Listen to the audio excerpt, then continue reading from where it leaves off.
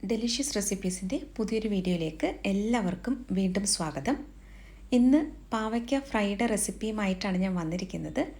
പാവയ്ക്ക ഇഷ്ടമില്ലാത്തവർ പോലും ഈ രീതിയിൽ തയ്യാറാക്കിയാൽ നന്നായിട്ട് കഴിക്കും. അപ്പോൾ നമുക്ക് ഇതെങ്ങനെയാണ് വളരെ എളുപ്പത്തിൽ തയ്യാറാക്കുന്നതെന്ന് നോക്കാം. ഞാനിവിടെ ഒരു പാവയ്ക്ക നന്നായിട്ട് കഴുകിയെടുത്ത് വെച്ചിരിക്കുകയാണ്. ഇത് അത്യാവശ്യം വലിപ്പമുള്ളൊരു പാവയ്ക്കയാണ് എടുത്തത്. ഇതുപോലെ കനം കുറച്ച് വട്ടത്തിൽ വേണം കട്ട് ചെയ്തെടുക്കാനായിട്ട്. ഇതിനുള്ളിൽ കുരുവും ആ വെളുത്ത പോർഷനും ഒക്കെ മാറ്റിയിട്ടുണ്ട്. ഇനി നമുക്ക് ഒരു ബൗളിലേക്ക് 1/4 ടീസ്പൂൺ മുതൽ 1/2 ടീസ്പൂൺ വരെ മഞ്ഞൾപ്പൊടിയും 2 ടീസ്പൂൺ മുളക് പൊടിയും ആവശ്യത്തിന് ഉപ്പും കൂടി ചേർത്ത് കൊടുക്കാം.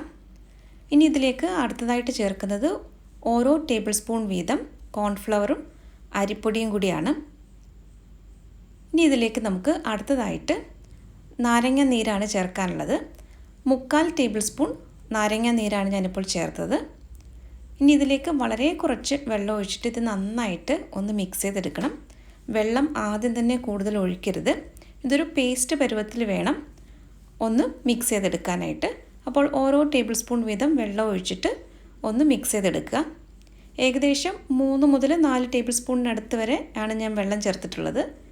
ഇതുപോലെ വേണം ഒന്ന് മിക്സ് ചെയ്തെടുക്കാനായിട്ട്. ഇത് ഒരുപാടങ്ങ് ലൂസായി പോവരുത്.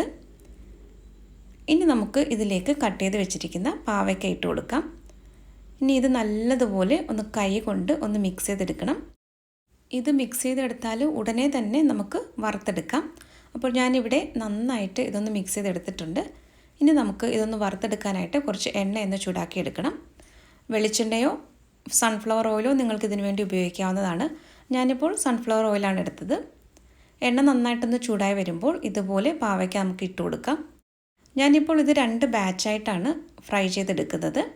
ആദ്യത്തെ ബാച്ച് ഇവിടെ ഫ്രൈ ആയിക്കൊണ്ടിരിക്കുകയാണ്. കുറച്ച് സമയം കഴിഞ്ഞിട്ട് നമുക്കിതൊന്ന് തിരിച്ചിട്ട് കൊടുക്കണം. അങ്ങനെ 2 വശവും നന്നായിട്ടൊന്ന് മുരിഞ്ഞ ശേഷമാണ് എണ്ണയിൽ നിന്നും കോരിയെടുക്കുന്നത്. ഇതിപ്പോൾ നമുക്കൊന്ന് തിരിച്ചിട്ട് കൊടുക്കാം. ഒരു വശം ഒന്ന് നന്നായിട്ടൊന്ന് മുരിഞ്ഞു വരാൻ തുടങ്ങിയിട്ടുണ്ട്. അപ്പോൾ ഇതെല്ലാം ഒന്ന് നമുക്ക് ഇതുപോലെ ഒന്ന് തിരിച്ചിട്ട് കൊടുക്കാം. തീ ഒന്നും കൂട്ടി വെച്ചിട്ട് ഇത് വറുത്തെടുക്കരുത്. അപ്പോൾ പെട്ടെന്ന് തന്നെ അങ്ങ് കരിഞ്ഞു പോകും. ഒരു മീഡിയം ഫ്ലെയിമിൽ വെച്ചിട്ട് ഇതൊന്ന് വറുത്തെടുത്താൽ മതിയാകും. ഇപ്പോൾ ഞാനിവിടെ എല്ലാം ഒന്ന് തിരിച്ചിട്ട് കൊടുത്തിട്ടുണ്ട്. വളരെ പെട്ടെന്ന് തയ്യാറാക്കിയെടുക്കാൻ പറ്റുന്ന നല്ലൊരു പാവയ്ക്ക ഫ്രൈ ആണ്. ഇപ്പോൾ കളറൊക്കെ നന്നായിട്ട് മാറി വന്നിട്ടുണ്ട്. ഇനി നമുക്ക് എണ്ണയിൽ നിന്നും ഇത് കോരി മാറ്റാം. കണ്ടില്ലേ, നല്ല കളറൊക്കെ മാറി വന്നിട്ടുണ്ട്. ഇത് നല്ല ക്രിസ്പിയാണ്.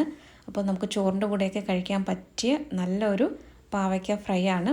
അപ്പോൾ ഈ രീതിയിൽ എല്ലാവരും ഒന്ന് ട്രൈ ചെയ്ത് നോക്കാനായിട്ട് മറക്കരുത്.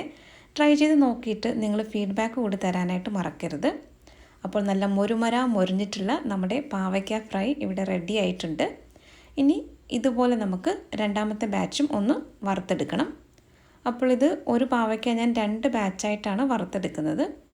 അപ്പോൾ ഇന്നത്തെ ഈ ഒരു റെസിപ്പി എല്ലാവർക്കും ഇഷ്ടമായെന്ന് കരുതുന്നു.